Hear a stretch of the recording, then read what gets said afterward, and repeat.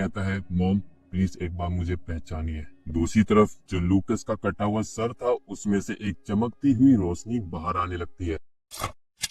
Part 3 के start होते ही हम देखते हैं लूकस को उस टाइम पे जब वो चर्च के अंदर था और चर्च पर उस वक्त कर रखा था अटैक मॉन्स्टर्स ने। इससे पहले कि वो मॉन्स्टर्स लूकस के ऊपर हमला कर पाते, लूकस ठीक समय पे अपनी पावर्स को अवेकेड कर लेता है और मॉन्स्टर्स को मार देता है। उसके बाद लूकस की आंखों के सामने आती है उसकी फ्यूचर और पास्ट की मेमोरीज, जो अब तक वो कर चुका है और जो आगे वो करने वाला है। इसी के साथ साथ वो देख पाता है पूरा यूनिवर्स को और इसके लिए वे यूनिवर्स को थैंक्स कहता है और गॉड को भी उसको ये पावर देने के लिए। लूकस को अकेला देखते ही वो हंटर जिसको प्रेजेंट में जीयून ने मार दिया है, वो लूकस की मुंह के अंदर घुसकर उसकी बॉडी पर काबू पा लेती है। लेकिन स्टीवन की इस मेमोरी से हमें ये पता चलता है कि स्टीवन ने ही उस हंटर को काबू पाने दिया अपनी पूरी बॉडी पर, क्योंकि उसको आगे आने वाला कल दिख चुका था जो उसको आगे करना है। अब प्रेजेंट में स्टीवन की बॉडी ग्लो होने लगती है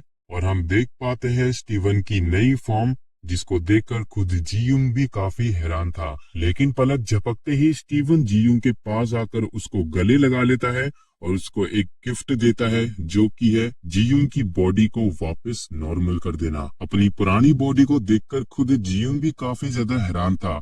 लेकिन उसी समय वहां पर एक बड़ा सा मॉन्स्टर आकर उस ब्रिज को खाने लगता है जिस पर स्टीवन और जीयून है। पर तभी एक चमकती हुई रोशनी आती है और उस मॉन्स्टर को बीच से काट देती है और साथ ही में उन मॉन्स्टर्स को भी वो रोशनी दिखाई देती है जो कि स्टीवन ने निकाली थी। स्टीवन जीयून को पकड़कर एक सेफ जगह पे ले जाकर उसको रख देता है और उसके सामने उड़कर अपनी नई फॉर्म को उसको दिखाता है, जो कि काफी ज्यादा ब्यूटीफुल होती है। पर वो फॉर्म अकेले उन मॉन्स्टर्स से नहीं लड़ेगी, बल्कि स्टीवन के कई सारे क्लोन्स बन जाते हैं उसी फॉर्म के और वो उस ब्लड गेट के डंजन से निकले हुए मॉन्स्टर से लड़ने लगते हैं। जब स्टीवन अपनी इस न्यू फॉर्म से वर्ल्ड के सभी मॉन्स्टर्स को मार देता है तो इस वर्ल्ड में आती है एक चमकती हुई रोशनी। ये रोशनी दुनिया में सबको दिखाई देती है, यहाँ तक कि टाइसो को भी। वही स्टीवन का बेटा अपनी पास्ट मेमोरी याद करता है, जहाँ पर उसके फादर बोले तो स्टीवन उसको चर्च लाए होते हैं, लेकिन वो काफी ज्यादा रोड़ा होता है क्योंकि उसको अकेले प्रे नहीं करनी। अपने बेटे को देखकर स्टीवन उसको शांत कराते हैं और उसको कहते हैं कि तुम्हें निडर रहना होगा क्योंकि आगे जाकर भी तुम्हें अकेले ही प्रे करनी है। अब प्रेजेंट में आखिर में स्टीवन आते हैं जीयून के सामने वर्ल्ड के सभी मॉन्स्टर्स को मारने के बाद और वो जीयून से कहते हैं, कांग जीयू, यही तुम्हारी किस्मत थी जो कि तुम्हारा इंतजार कर रही थी। तुमने इस वर्ल्ड से कई सारे दर्द को सहा है, लेकिन प्लीज अब अपनी होप को जाया मत करना। और बस इतना ही कहकर स्टीवन अपनी ही बनाई हुई उस ब्राइटनेस में गायब होने लगते हैं। मतलब कि स्टीवन की इस आखिरी फॉर्म से वो मर रहा था और वो मरते वक्त अपनी एक और पास्ट की मेमोरी याद करता है, जहाँ पर वो और उसका बेटा हॉस्पिटल में थे क्योंकि उसकी वाइफ अपनी आखिरी सांस ले रही होती है। और उस वक्त स्टीवन का बेटा काफी ज्यादा रो रहा होता है और स्टीवन की वाइफ उसका हाथ पकड़कर इस दुनिया को अलविदा कर देती है। एंड अपनी इसी मेमोरी को याद कर स्टीवन भी गायब हो जाता है और उसका बेटा अपने मन के अंदर अपने डैड को गुड बाय कहता है। दूसरी तरफ टाइसो, जिसकी बुरी हालत हुई पड़ी थी उस ट्रिपल रैंक के मॉन्स्टर से लड़ते वक्त, पर टाइसो इस वक्त बुरी तरीके से रो रहा था क्योंकि उस मॉन्स्टर ने टाइसो का काफी खराब हाल कर दिया है। और इसके अलावा टाइसो ने उस मॉन्स्टर को नहीं मारा, उसको मारा है स्टीवंस के क्लोन ने। और वो पागलों की तरह हंसते हुए कहता भी है, मैं बस मरने ही वाला था, अगर मुझे स्टीवन ने नहीं बचाया होता तो। अब यहाँ से हम टाइसो के पास्ट को देखते हैं, जहाँ पर हमारा छोटा टाइसो अपने बड़े भाई से कह रहा होता है, भाई क्या तुम ये सच में करने वाले हो सकता है कि ये टाइसो का बड़ा भाई नहीं बल्कि उसका फ्यूचर हो, बट जो भी मेरे को समझ में आ रहा है मैं आपको समझा रहा हूँ। हाँ, तो फिर वो टाइसो से कहता है कि सुनो मेरी बात, जितना तुम ताकतवर होते जाओगे तुम्हारी गिल्ड भी उतनी ही ताकतवर बनेगी और ये सब कुछ चलता रहेगा क्योंकि फादर ने ये जिम्मेदारी तुमको दी है। जब छोटा टाइसो उसके खिलाफ जाता है तो वो बंदा अपनी पावर से टाइसो के गले में हथकड़ी पहना देता है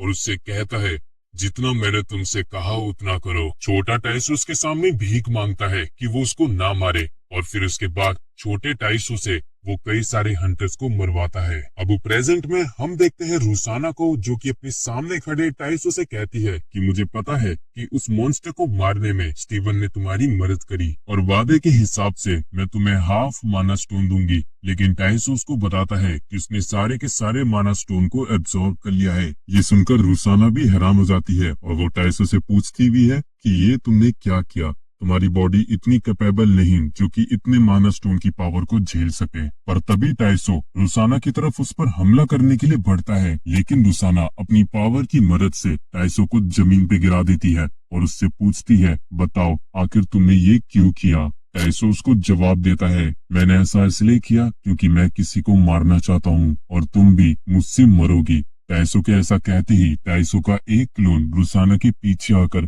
उस पे हमला करने वाला था, लेकिन रुसाना ठीक समय पर अपनी पावर से उसको मार देती है और टाइसो से कहती है वो सभी माना स्टोन रशियन हंटर्स की पावर को 10 बार बढ़ा सकते थे, लेकिन तुमने उन सभी स्टोन को एब्जॉर्ब कर लिया, वो भी इस बेकार के रीजन की वजह से। उसके बाद टाइसो भी अपनी जगह से खड़ा होता है और फिर रुसाना टाइसो से कहती है, तुम्हारे पास और कोई इंटेंशंस नहीं है सिवाय रसिया के लिए लड़ाई करने के अलावा। इसके बाद टाइसो अपने कई सारे क्लोन से रुसाना की तरफ बढ़ता है उस पर हमला करने के लिए, लेकिन रुसाना उन सभी को एक झटके में खत्म कर देती है। इससे पहले कि रुसाना टाइसो के साथ आई हंटर को मार पाती, टाइसो उसको ठीक समय पर रुसाना से बचा लेता है, लेकिन तभी फिर से रुसाना उस पर हमला करती है कुछ पत्थरों से, लेकिन टाइसो एक बार फिर से उस हंटर को बचा लेता है। लेकिन तभी इन सभी माना स्टोन को एब्जॉर्ब करने का असर टाइसो के चेहरे पर साफ साफ दिख रहा था। फिर वो अपने कई सारे स्टोन बनाकर रुसाना पर हमला करने के लिए भेजता है और उसके एक एक हंटर के पास उन सभी हंटर्स की पावर थी जिसको उसने अपने हाथों से मार डाला था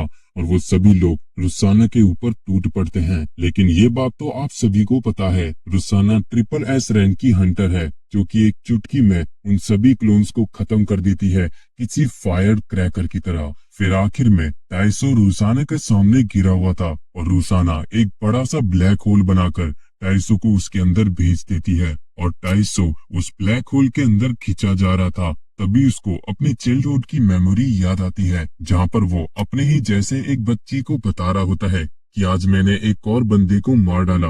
वो उससे कहती है कि ये गलत बात है, तुम्हें ऐसे अपनी पावर्स को इस्तेमाल कर किसी को मारना नहीं चाहिए। टाइसो उस झूले के अंदर जाकर गिरते हुए कहता है कि मैं जानता हूँ, मैं उसको नहीं मारना चाहता था, मैं किसी को भी नहीं मारना चाहता था। वो ऐसे ही ये बात बार बार कहने लगता है, I don't want to kill him, I don't want to kill him. और प्रेजेंट में भी उसका यही चेहरा बना हुआ था और उसने अपने कई सारे क्लोन्स बना लिए थे, कम से कम ट्रिलियन क्लोन्स। और वो सभी क्लोन्स टाइसो को उस ब्लैक होल के अंदर जाने से रोक देते हैं और फिर टाइसो इन क्लोन्स का इस्तेमाल करके रुसाना के सामने आ जाता है और उससे कहता है कि अब तुम मेरे हाथों से मरने वाली हो। यहीं से कहानी का सीन शिफ्ट होता है और हमें दिखाया जाता है जी-यूंग को, जो कि लूकस के चले जाने के बाद काफी ज्यादा निराश था, क्योंकि न केवल लूकस ने खुद को सैक्रिफाइस कर पूरे वर्ल्ड को बचा लिया, उसने जी-यूंग को भी ठीक कर दिया है। रो लेने के बाद जी-यूंग पागलों की तरह हंसते हुए कहता है कि अगर मेरी बॉडी ठीक हो गई है तो मैं अपनी मॉम से मिल सकता हूँ।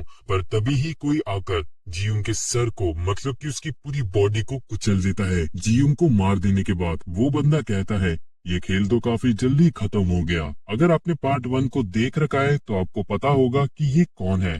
खैर, यहाँ से सीन शिफ्ट होता है और हम देखते हैं रुसाना की पास्ट मेमोरी को, जहाँ पर हम देखते हैं रसिया के प्रेसिडेंट ऑफिस को, जो कि न्यूक्लियर बॉम्बिंग पूरे वर्ल्ड के अंदर स्टार्ट कर देते हैं उन मॉन्स्टर को मारने के लिए जो कि ब्लड गेट से बाहर निकले हैं। तभी उस ऑफिस के अंदर प्रेसिडेंट की डिफेंस मिनिस्टर आती है, जो कि और को नहीं वेल्डमीरा रुसाना है। रुसाना प्रेसिडेंट को ये बताने के लिए आई होती है कि हम न्यूक्लियर बॉम्बिंग की जगह अपने माना स्टोन का इस्तेमाल करके उन सभी मॉन्स्टर्स को मार सकते हैं। लेकिन तब तक बहुत देर हो चुकी थी। रशिया के प्राइम मिनिस्टर ने न्यूक्लियर बॉम्बिंग पूरे वर्ल्ड के अंदर स्टार्ट कर दी है। ये सुनकर रुसाना हैरान हो गई थी और वो उस बिल्डिंग से बाहर निकलकर उस मिसाइल को रोकने की कोशिश करती है। साथ ही में हम देख पाते हैं जो रुसाना के राइट साइड में घाव भरा था वो समय नहीं है। रुसाना अपनी पावर की मदद से उन सभी मिसाइल्स को पकड़ लेती है और उन सभी को आउटर स्पेस के अंदर ही ब्लास्ट करवा देती है। न्यूक्लियर बॉम्बिंग को रोकने के बाद वो प्राइम मिनिस्टर के पास वापस आ जाती है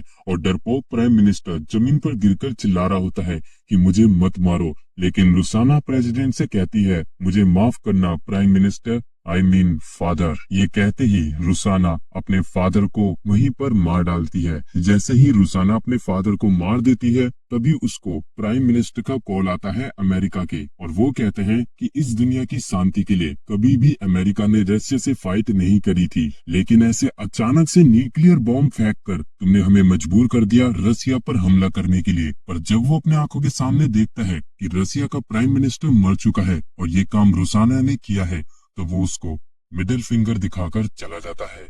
एंड कॉल कट होते ही उस कमरे के अंदर आ जाते हैं रुसाना के बच्चे, और अपने बच्चों को देखकर रुसाना उनको गले लगाते हुए कहती है कि मैं तुम्हें बचाऊंगी चाहे कुछ भी हो जाए। अपनी ये मेमोरी याद करने के बाद रुसाना प्रेजेंट में कहती है कि मैंने अपने बच्चों से वादा किया है कि मैं उनकी रक्षा करूंगी, तो तुम्हें लगता है कि मैं तुम जैसे हंटर से हार जाऊंगी? लेकिन ये क्या, टाइसो एक झटके में रुसाना को मार देता है कई सारे डायमंड स्पीयर से। अब यहाँ से सीन शिफ्ट होता है रशियन अवेकन रेजिडेंटल डिस्ट्रिक्ट में, जहाँ पर रुसाना के बच्चे होते हैं और रुसाना की मेड उनसे कह रही होती है जो हंटर्स अमेरिका जाते हैं वो सेफ होते हैं, तुम लोग चिंता मत करो, जब तुम्हारी मॉम अपना काम कर कर वापस आ जाएंगी तो वो तुम्हारे साथ जरूर खेलेंगी। लेकिन वो दोनों ही कहते हैं कि हम दोनों भी फाइट कर सकते हैं, क्योंकि हमें अपनी क्वीन बोले तो अपनी मॉम को प्रोटेक्ट करके रखना है। पर एकदम से कोई चीज आकर रुसाना के बेटे को मार देती है, बल्कि पूरे उस इलाके को ही खत्म कर देती है। और वो चीज थी टाइसो की पावर। उसने बस रुसाना की बेटी को जिंदा छोड़ रखा था और वो काफी तेजी से उसके पास आकर उसको देखने लगता है। लेकिन हैरानी की बात है कि वो उसको कुछ नहीं करता और शांति से उस जगह से जाने लगता है। टाइसो के चेहरे को देखने के बाद इससे पहले रुसाना की बेटी रो पाती, टाइसो उसको भी खत्म कर देता है। एंड नेक्स्ट सीन में हम देखते हैं चाइना के ट्रिपल एस रैंक के हंटर को, जो कि जीयूंग को हील होते हुए देखकर काफी ज्यादा हैरान होता है। और जीयूंग खुद को उस ट्रिपल एस रैंक के हंटर से बचाने के लिए बिल्डिंग से कूद जाता है, और वो हंटर भी जीयूंग के ठीक सर के ऊपर कूद जाता है। जीयूंग खुद को उससे बार बार बचा रहा था, लेकिन वो हंटर जीयूंग को बार बार मार रहा था। लेकिन जीयूंग खुद को बार बार हील करते हुए अपनी मॉम का नाम लेता जा रहा था। वो हंटर भी जीयूंग से पूछता है कि तुम जैसा बंदा बार बार अपनी मॉम का नाम क्यों लेता जा रहा है। ये सुनकर जीयूंग को गुस्सा आ जाता है और वो उससे कहता है कि तेरे जैसे बस्टर्ड के पास क्या मॉम में ही है। ये सुनकर वो हंटर उसको रेड गेट के डंजन पर लात मारकर गिरा देता है, और अब जीयूंग उस रेड गेट के डंजन के अंदर है। अब यहाँ से सीन शिफ्ट होता है और हम देखते हैं जीयूंग की मॉम को, जो कि कई सालों के बाद अपनी आंखें खोलती है। जब जायोन ने जीयूंग की मॉम को ठीक कर दिया था तो जीयूंग की मॉम जायोन से पूछती है कि मैं कहाँ पर हूँ। वो उन्हें बताती है कि तुम इस समय हंटर एसोसिएशन में हो, जो कि इस समय तबाह हो चुका है। फिर वे जीयूंग की मॉम को लेकर अपने साथ ले जाते हैं एक सेफ जगह पे। लेकिन किस्मत से जीयूंग की मॉम के सामने एक बड़ी दीवार आके गिरती है, जिसके ऊपर मौजूद होता है हमारा जीयूंग। अपने ही बेटे को इस हालत में देखकर जीयूंग की मॉम उसको पहचान नहीं पाती और जीयूंग जोर जोर से रोने लगता है। अब यहाँ से सीन शिफ्ट होते ही हम एक बार फिर से देखते हैं जीयूंग की मॉम को, जो कि फिर से अपनी आंखें खोलती है। उनके सामने खड़ी जायोन उनको बताती है कि इस वक्त हम सेफ बंकर के अंदर है, जहाँ पर कोई भी मॉन्स्टर नहीं आ सकता। जीयूंग की मॉम डरते हुए जायोन से कहती है कि वो मॉन्स्टर मेरा बेटा नहीं है। जायोन जीयूंग की मॉम को समझाती है कि वो आपका ही बेटा है, जिसका नाम कांग जिनयूंग है, जो कि इस वक्त 23 साल का है। किसी एक्सीडेंट की वजह से वो ब्लड गेट के डंजन के अंदर चला गया था, और उससे बाहर निकलने के बाद उसको ये मॉन्स्टरफिकेशन फॉर्म मिली, और उसने किसी तरीके से ब्लड गेट के डंजन की पावर को थोड़ा बहुत रोक लिया है।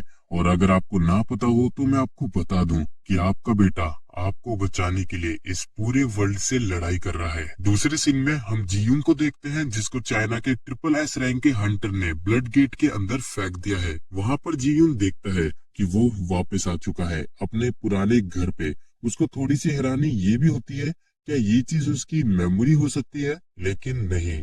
जब वो अपनी मॉम को आवाज लगाता है और जैसे ही उसकी मॉम मुड़ती है तो वो उससे कहती है क्या तुम्हें सच में लगता है कि तुम वापस आ चुके हो? वो अपनी मॉम के अंदर अपनी इविल पावर देखकर काफी ज्यादा घबरा जाता है और उसको अब जाके रियलाइज होता है कि वो वापस अपने घर पे नहीं आया, बल्कि वो